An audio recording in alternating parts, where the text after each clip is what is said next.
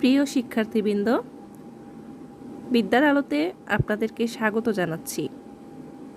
আজকে আমরা সমার্থক শব্দ অধ্যায়ের তৃতীয় ক্লাস নিয়ে এসেছি। চলুন আমরা ক্লাসে চলে যাই।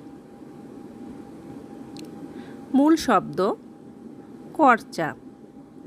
কর্চা এর সমার্থক শব্দগুলো হলো উক্তি, বচন, গল্প, উপাখ্যান, কথকতা, বিবরণ, বৃত্তান্ত ও প্রসঙ্গ। এরপরের শব্দ কড়া।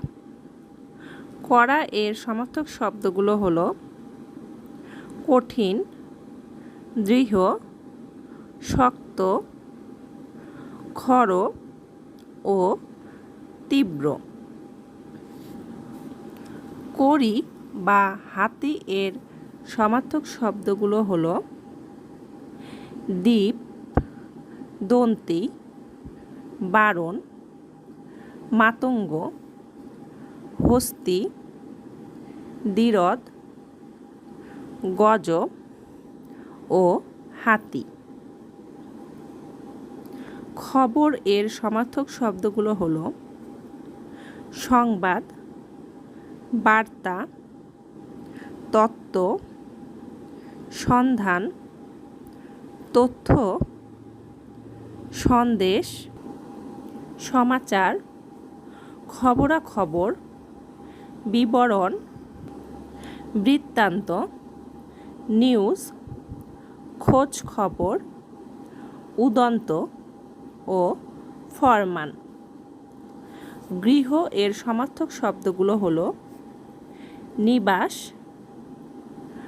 বাটি, ধাম, ঘর, আগার, সদন, নিকেতন, নিলয়, আলয়।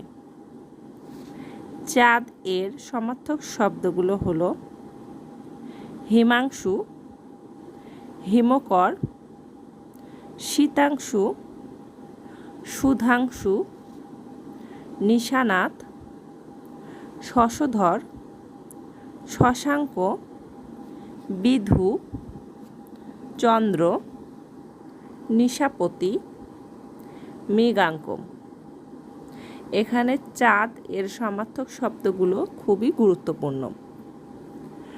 চোখ এর সমার্থক শব্দগুলো হলো চক্ষু, অক্ষি, নেত্র, লোচন, নয়ন, আখি। ঠোঁট এর সমার্থক শব্দগুলো হলো চঞ্চু, ওষ্ঠ, অধর।